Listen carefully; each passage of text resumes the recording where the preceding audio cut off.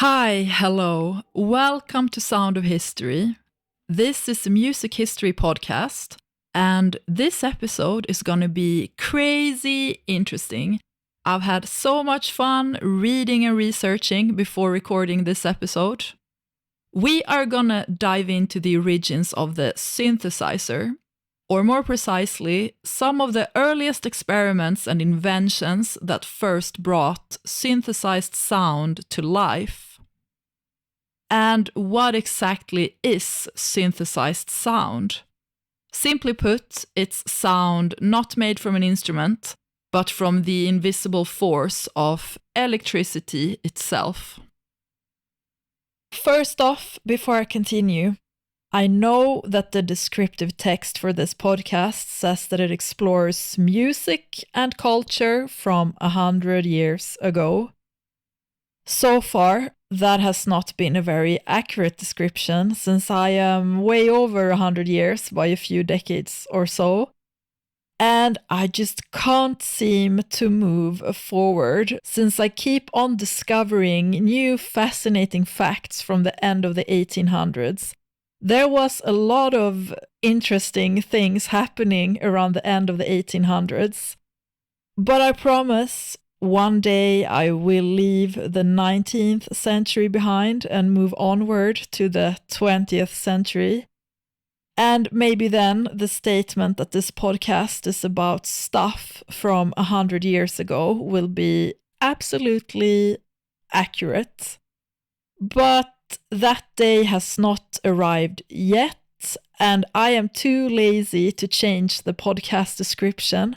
So I hope that you, my dear listener, can overlook that tiny detail and just bear with me.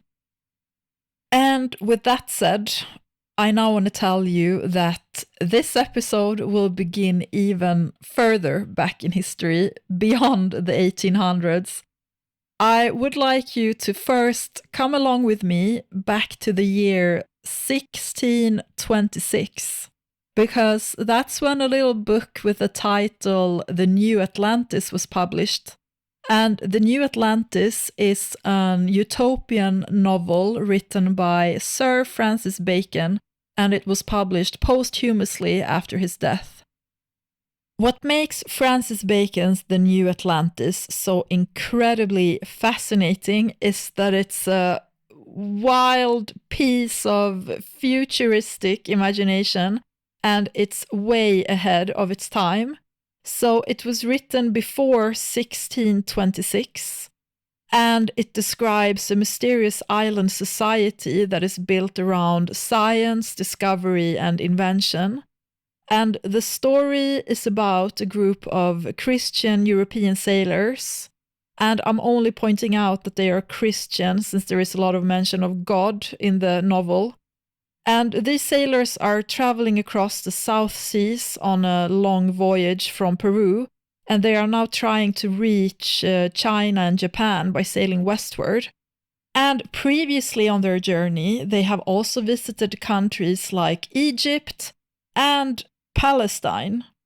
And I just found that interesting because I have been seeing these claims online on social media that Palestinians are not a real people and Palestine is not an actual country. Palestine is like some new construction and it doesn't have any history. It's just like fake and made up.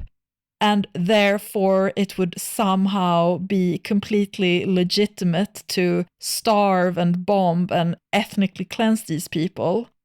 And I would also like to add that Shakespeare's Othello also mentions Palestine. So this claim that Palestinians are not an actual people and that Palestine is some fake, made up, new construction of a country with no history is like the most idiotic argument a person can make. Anyways. These sailors, when trying to sail to China and Japan, get blown off course and are stuck at sea for many weeks. Eventually, they find themselves near an unknown island with the name Bensalem, and that is the fictional land that Francis Bacon has invented as the setting for his utopia. And on this island, Bensalem, instead of kings and rulers or battles and wars, the ones that have the power are the researchers in a massive institution called Solomon's House, which is basically a vision of the modern research lab centuries before it existed. I wanted to start off this episode with Francis Bacon's New Atlantis because inside of this story from the 1600s is something so incredible. And it is that Bacon actually imagined sound houses, like music studios. In this book, he describes places where people could bend, shape, and even invent artificial sounds. So he's basically fantasizing about audio experiments before 1626. Yeah, I mean, it's just like insane. That he was thinking about this in the 1600s, and it feels like it's the seed of everything this episode is going to be about. Our fascination with creating sound that doesn't exist in nature. And Francis Bacon wasn't building machines himself, but the fact that he could even dream of artificial sound in the 1600s shows just how deep this desire to manipulate and invent sound really goes. And that's why his vision makes the perfect starting point for the story of synthesized sounds. In the New Atlantis, there's a passage where one of the so-called fathers of Solomon's House, the research lab, describes to the visiting European sailors the wonders of their sound houses. And I decided that the passage deserved something more than just me plainly reading it back to you. So I rendered it in text-to-speech with a charming British male voice that better captures the tone. So let's listen to this famous passage from the New Atlantis where one of the fathers of Solomon's House tells the European sailors about their sound houses. We have also sound houses where we practice and demonstrate all sounds and their generation. We have harmonies, which you have not, of quarter sounds and lesser slides of sounds. Divers instruments of music likewise to you unknown, some sweeter than any you have, together with bells and rings that are dainty and sweet. We represent small sounds as great and deep, likewise great sounds extenuate and sharp. We make divers tremblings and warblings of sounds, which in their original are entire. We represent and imitate all articulate sounds and letters, and the voices and notes of beasts and birds. We have certain helps which set to the ear do further the hearing greatly. We also have divers strange and artificial echoes, reflecting the voice many times, and as it were tossing it, and some that give back the voice louder than it came, some shriller and some deeper, yea, some rendering the voice differing in the letters or articulate sound from that they receive. We have also means to convey sounds in trunks and pipes, in strange lines and distances. What makes this novel so incredible is how Francis Bacon dared to imagine a world where knowledge and not tradition or faith was the foundation of society. In the New Atlantis, he describes machines, experiments, and even the idea of controlling nature. And it's in ways that sound very much like predictions of modern technology. In 1626, this was very controversial and dangerous and flat out forbidden. Europe was still dominated by religious dogma and fear of any ideas that threatened the old order. And the book was released during the same time as witch burning was immensely popular in Europe. And one little side note, one interesting fact about the witch hunt in Europe is that the image that usually comes to mind is women being burned at the stake. And they were in places like Germany, Scandinavia, and France, for example. Tens of thousands of people accused of witchcraft met their deaths by burning in fire. But in England, it was different. England also had witch trials, plenty of them, especially between the years 1550 to 1650. But in England, witches were not burned to death, they were hanged. Because burning was tied to the Catholic idea of heresy, which is basically purifying the soul by fire. And after the English Reformation, witchcraft was no longer seen as heresy, but as a felony, a crime under common law. And the punishment for felony was by hanging. So during this extremely chaotic time in history, Francis Bacon was visioning a world where science and not the church or the crown guides human progress. And it must have been so completely radical and extremely dangerous. In the year 1600, Giordano Bruno was burned at the stake for his cosmological ideas, one of which was him claiming that the universe is infinite. And Galileo would face the Inquisition in 1633, just a few years after Francis Bacon's death, for claiming that Earth moved around the sun. So the message was pretty clear: step too far outside of the accepted doctrine, and you didn't just lose your career and your freedom, but it would also cost you your life. Basically, Francis Bacon cleverly wrapped up his futuristic vision in the safe clothing of fiction, with a faraway island and a mysterious people living there. And he did it in an age when saying it too directly would have killed him.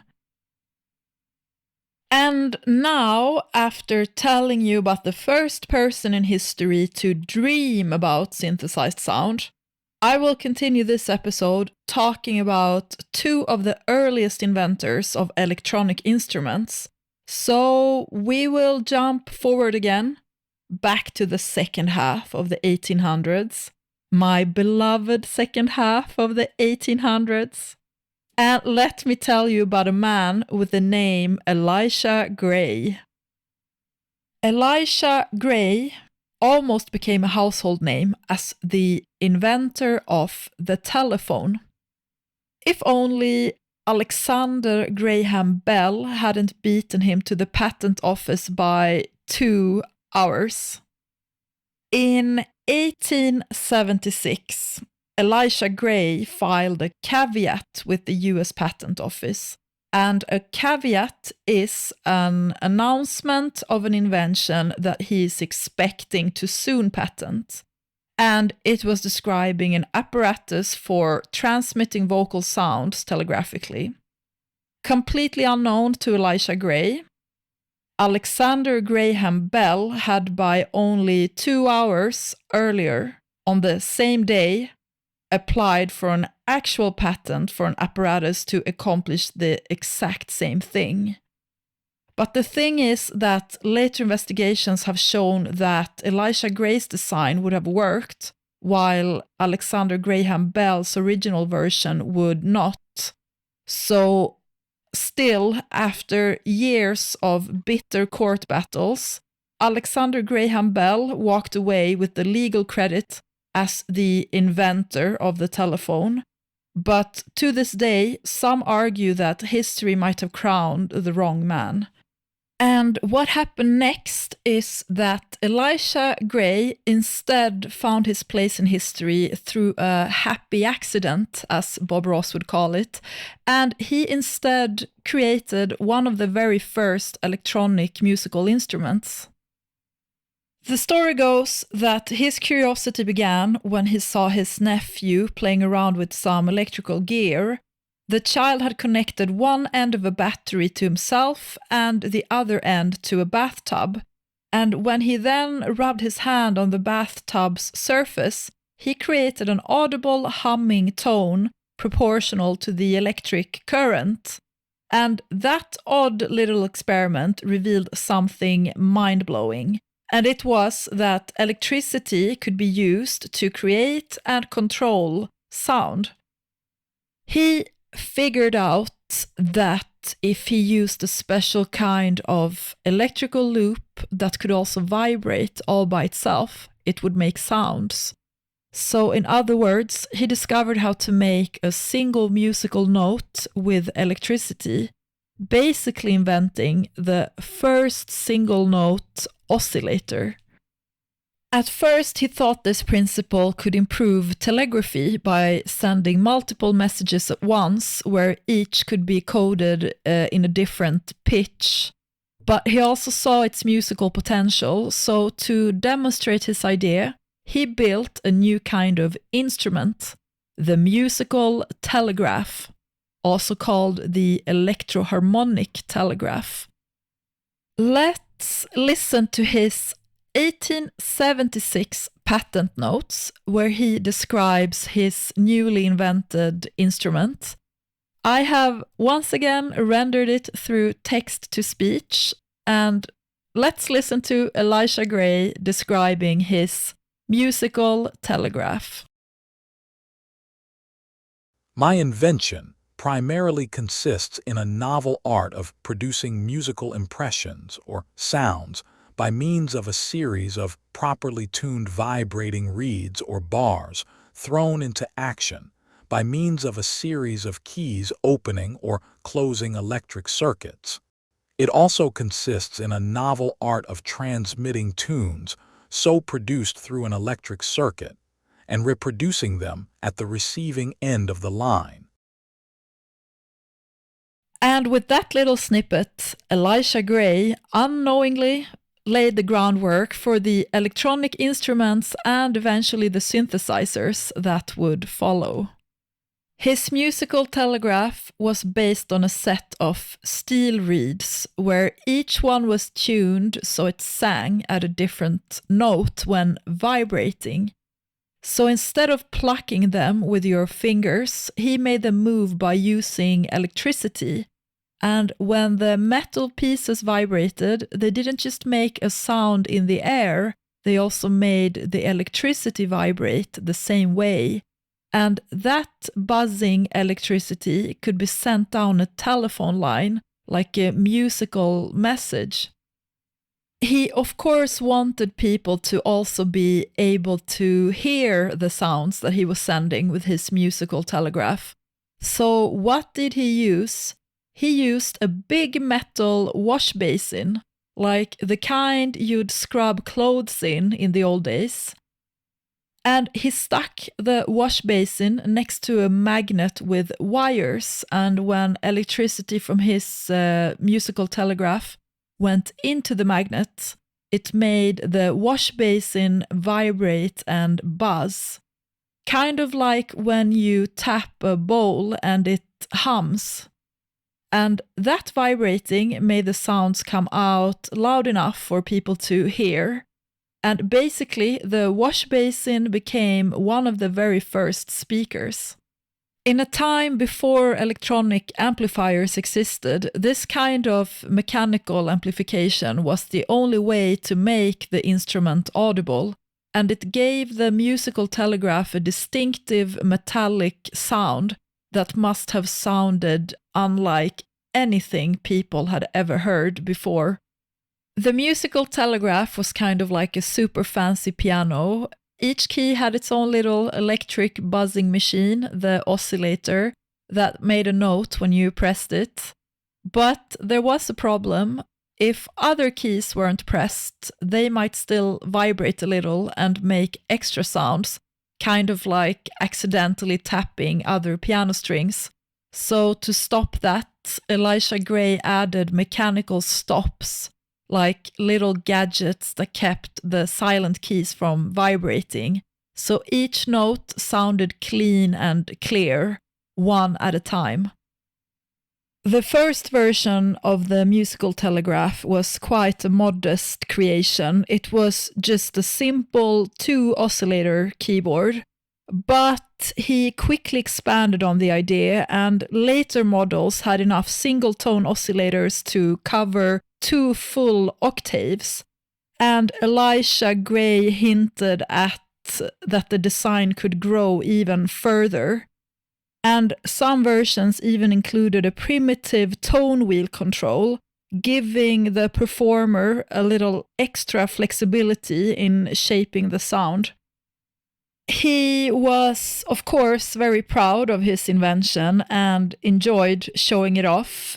He took it on tour to the UK, where he wowed audiences by transmitting musical tones over telegraph lines, stretching more than 200 miles, which is roughly 322 kilometers for us non-Americans. And for listeners at the time, it must have been such a futuristic experience to listen to music that is not played by musicians in the room, but by an invincible electrical current that's being transmitted through a wire. In 1877, Elisha Gray organized what was called a telephone concert at Steinway Hall in New York City. But the name was a little bit misleading though, because no telephone was actually involved. Instead, the performance relied entirely on his musical telegraph. From the Western Union office in Philadelphia, a renowned pianist played on a 16-note version of the musical telegraph for a baffled audience over 90 miles away in New York. The sound traveled to Steinway Hall and could be heard through a strange contraption, 16 hollow wooden tubes of different lengths, each hooked up to an electromagnet and mounted on a grand piano, and the piano acted like a giant amplifier, turning the buzzing electrical tones into something that vaguely resembled an organ. The audience was amazed. Electricity had managed to carry music from one city to another, but not everyone was that impressed. There's always some negative Nancy. While the notes were distinguishable, the higher ones were slightly thinner, which one reviewer dryly remarked, and I will now read what that person had to say about it. As a novelty, it was highly entertaining, though unless an almost incredible improvement be effected, it is difficult to see how the transmission of music over the new instrument can be of permanent practical value. End quote. And I know that the question we're all asking ourselves is, so what did the musical telegraph sound like? And the answer is that we don't know, because there are no recordings of this instrument, unfortunately. But what I did do is that I asked ChatGPT to generate me a sound clip of the musical telegraph. And although probably not at all completely accurate, we can maybe imagine that it sounded maybe something somewhat similar to this.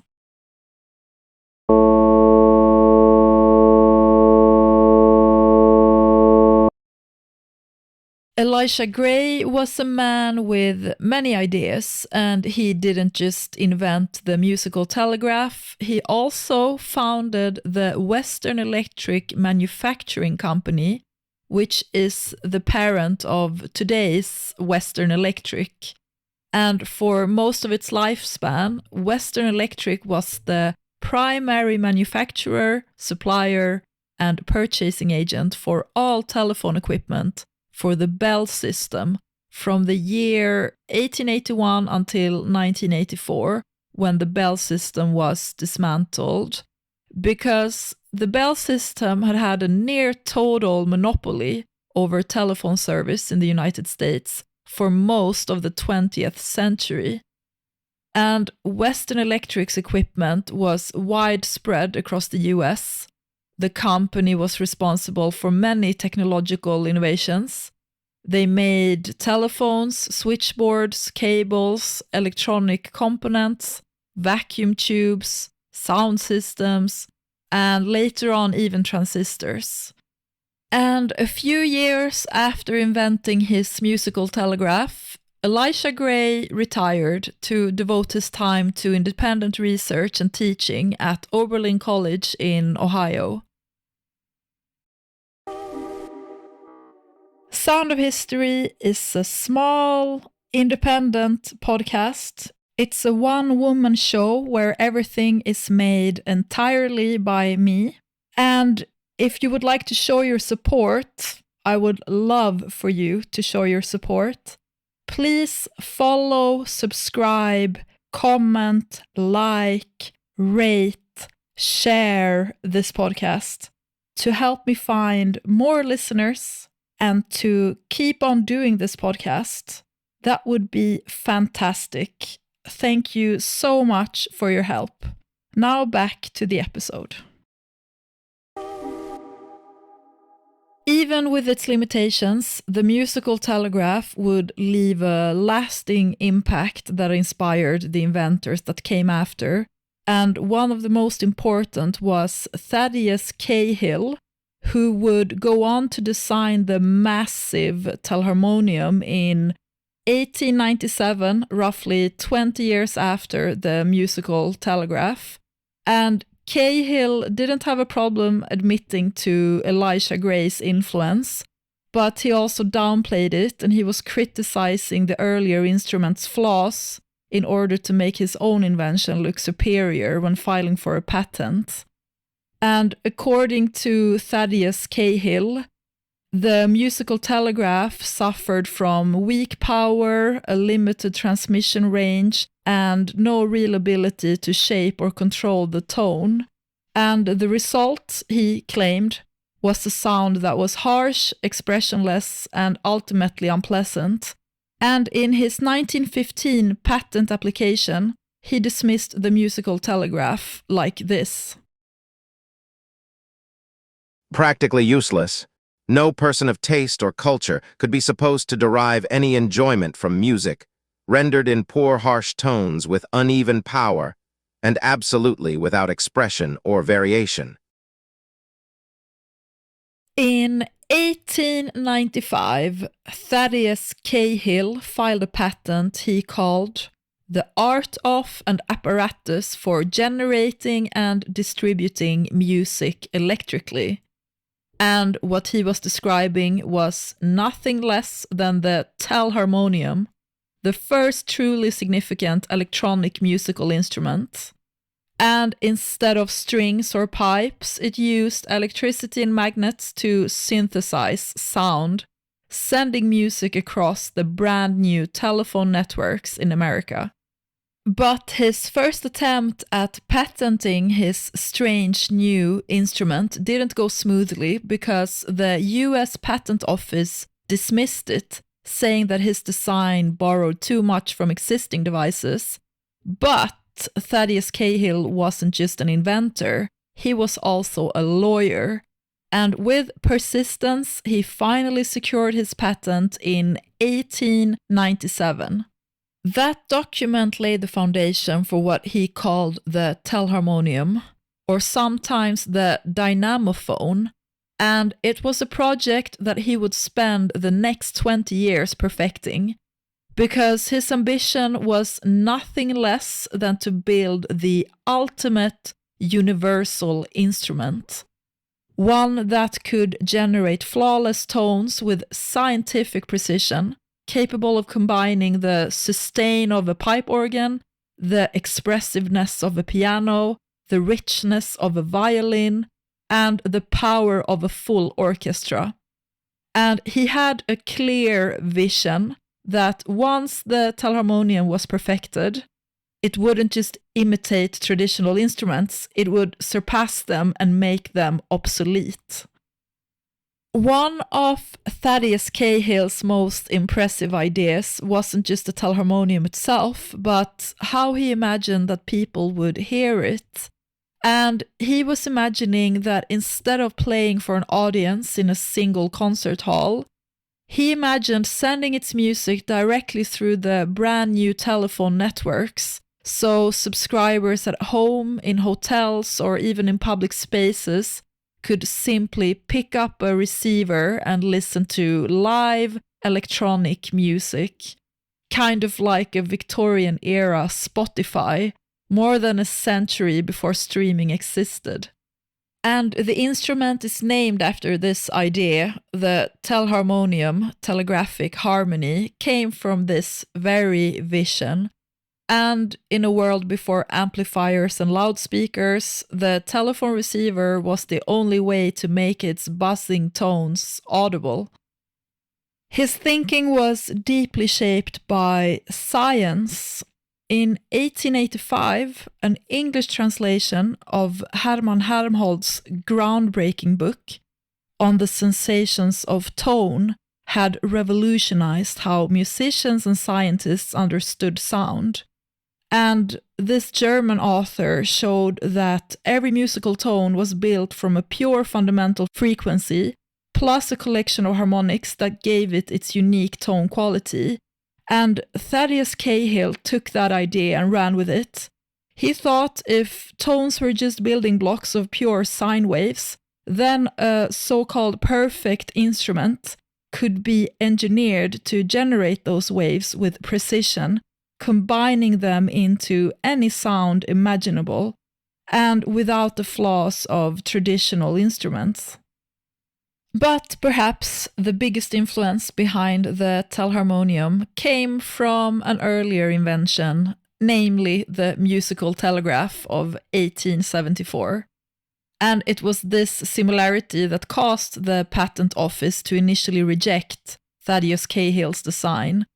And in return, that is when he did not hold back and when he dismissed the musical telegraph as being, quote-unquote, practically useless, since it couldn't generate the pure sine waves or rich harmonics that his telharmonium could. Despite his harsh words, the truth is that Elisha Gray's musical telegraph laid down key ideas that Thaddeus Cahill would expand upon, and without it, the telharmonium might never have existed. The most important part of the telharmonium was something called the tone wheel. Think of it like a little spinning wheel inside the machine, and when this wheel spun around inside a magnet, it made a musical tone. In the very first models, this was done with rheotomes, which is tiny brushes that touched the wheel while it turned, helping to make the sound. So each little tone wheel didn't just make one plain note, it made a main note plus extra little sounds on top, like when you sing and you can also hear tiny echoes in your voice, and that gave the music a rich, deep sound. The very first telharmonium had a big frame with 12 spinning wheels, and each wheel had little parts on it that helped make different kinds of sounds. One part for the main note, and others for extra notes that made it more colorful. And the whole machine was run by a big belt-driven motor, kind of like the belt on a bike or a treadmill. And together it could play music across 6 octaves. That's a really big range of notes, from very low to very high. The telharmonium could actually tune its notes in 2 different ways. It had 2 different tuning systems built into it. In other words, it could make its notes follow 2 different kinds of rules for pitch. One way was like using pure perfect notes that sound extra smooth and shiny, great for making each sound have its own special color. And the other way was like using the piano's tuning, where all the notes fit together nicely, so you can play scales and chords. So in short, it was both scientifically precise and musically versatile. The early tone wheels of the telharmonium weren't exactly sweet to the ear, especially the ones using rheotomes, those tiny brushes. They produced a harsh, buzzing sound. So to fix this, he sent the sound through special little parts called coils. Think of them like filters that smooth out the sound into a nice, clean wave.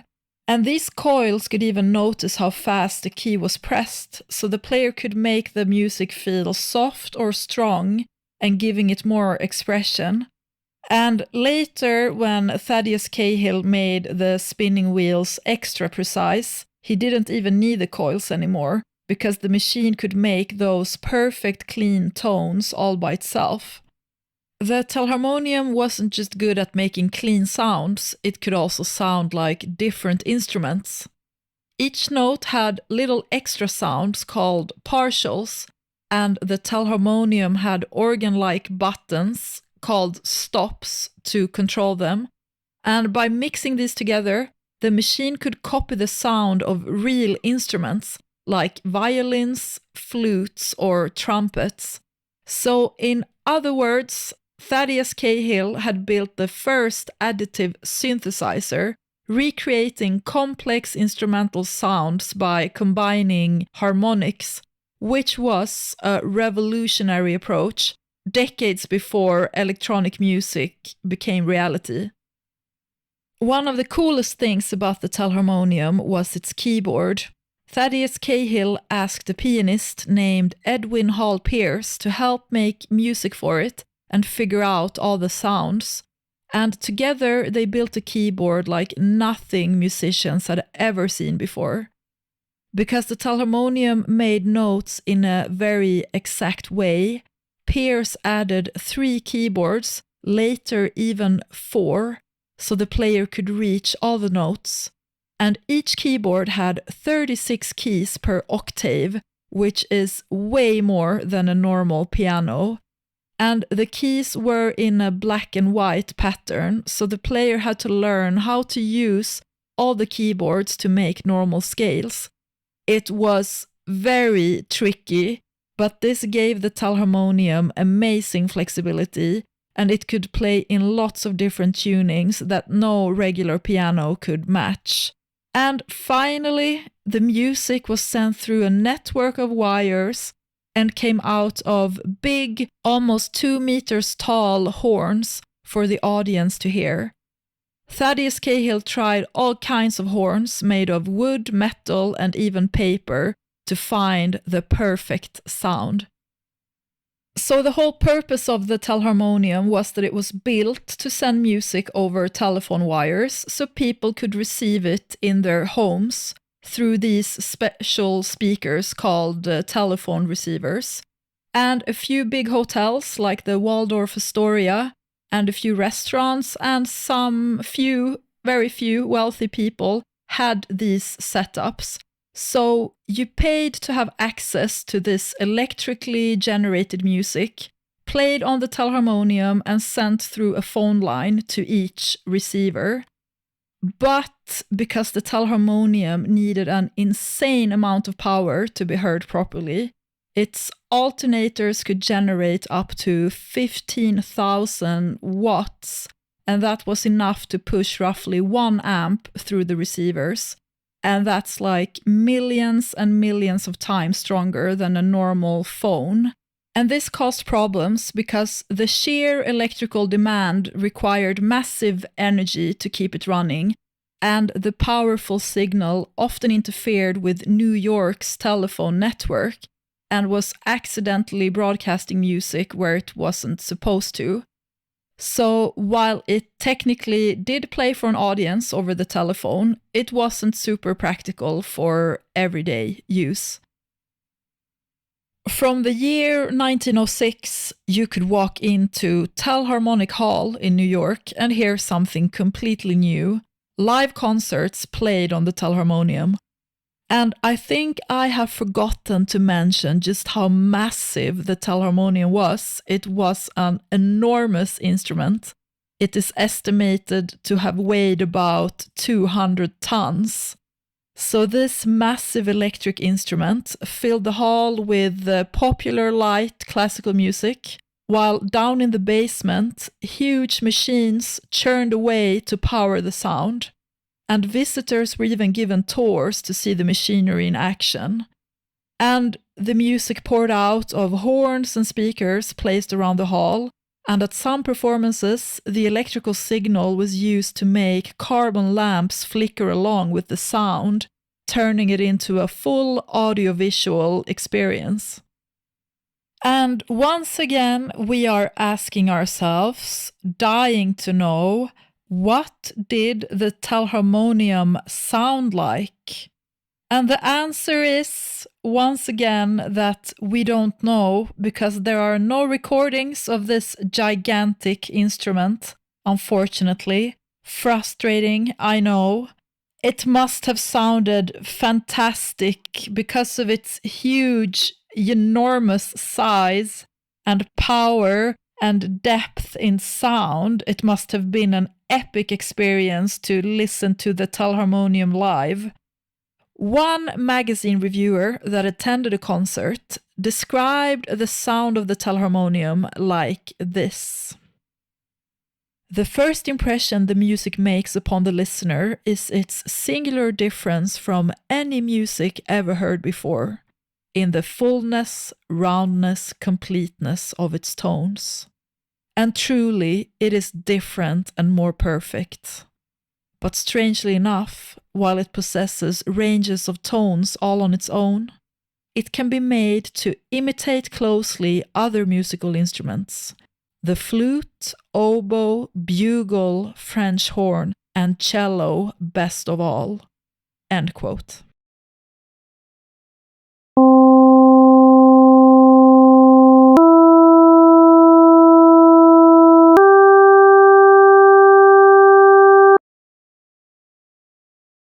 Thaddeus Cahill didn't just invent the telharmonium once, he built 3 versions and each was more ambitious than the last.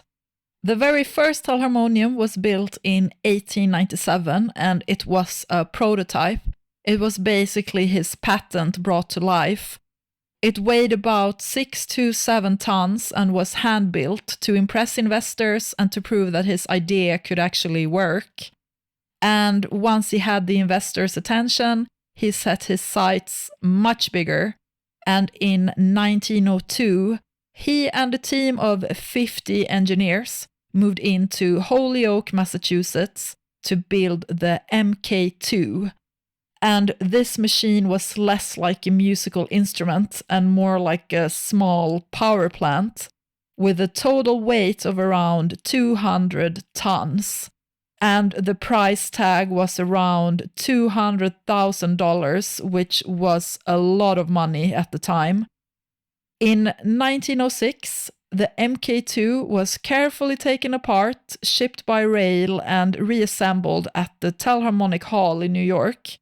And its grand debut drew around 900 curious spectators that were eager to hear music made entirely by electricity. And then for the next 4 years, the telharmonium was broadcasting concerts and live music directly into the hotels and restaurants across the city through the phone lines. But as I have already mentioned, this wasn't without problems, and the machine was too costly, too complex. And when the sudden banking crisis of 1907 hit, the business couldn't survive, and by 1910, Telharmonic Hall was closed. But Thaddeus Cahill wasn't ready to give up. He took back control of his invention and rebuilt it in Holyoke again as the MK3, and it was just as massive as before, still around 200 tons. But now it was improved. The alternators were more refined and it used a standard equal-tempered keyboard, and the whole system ran more reliably. And then again in 1912, the MK3 was shipped back to New York and installed in a basement on West 56th Street. And it had its big premiere a few months later, and its music was streamed straight into the Carnegie Hall. But this time the interest was gone, and what had amazed audiences back in 1906 now felt like old news, and new subscribers never signed up. And by 1914, Thaddeus Cahill was bankrupt. And the whole story ended quietly. The giant MK2 and MK3 were scrapped, and even the original MK1, which had stayed in Thaddeus Cahill's family for decades, was finally dismantled in 1958. So this basically means that no model of the telharmonium exists today. There were many reasons why the telharmonium unfortunately failed. The machine was insanely expensive. About $1 million were spent between the years 1897 to 1914. And the subscriber business model was never viable, and the electricity needed to power it was just too enormous. And since its output interfered with New York's telephone network, it even disrupted the stock exchange, which eventually led to the American Telephone Company to refuse support. So the telharmonium may have failed as a business, but Thaddeus Cahill's futuristic vision was nothing less than revolutionary. A 200-ton, electrically powered orchestra, decades ahead of its time. And can you believe that there's not a single trace left of the telharmonium today, and no possibility to listen to how it sounded? The musical telegraph does exist today. I think it is on display in a museum somewhere, possibly the Smithsonian. But from what I have understood, it's only for viewing and not for touching or playing. I don't think they've ever tried to connect it and play with the instrument, and I'm not really sure if it's even possible in our modern time. I'm not sure, but it exists, but has not been played on or with. It's insane. Have you ever heard about the musical telegraph or telharmonium? Did you hear about Elisha Gray or Thaddeus Cahill? I mean, these inventions over 100 years ago, more or less forgotten today, and I really think they deserve way more recognition than what history has given them. Now we have reached the end of this episode, and I am saying goodbye, and until next time.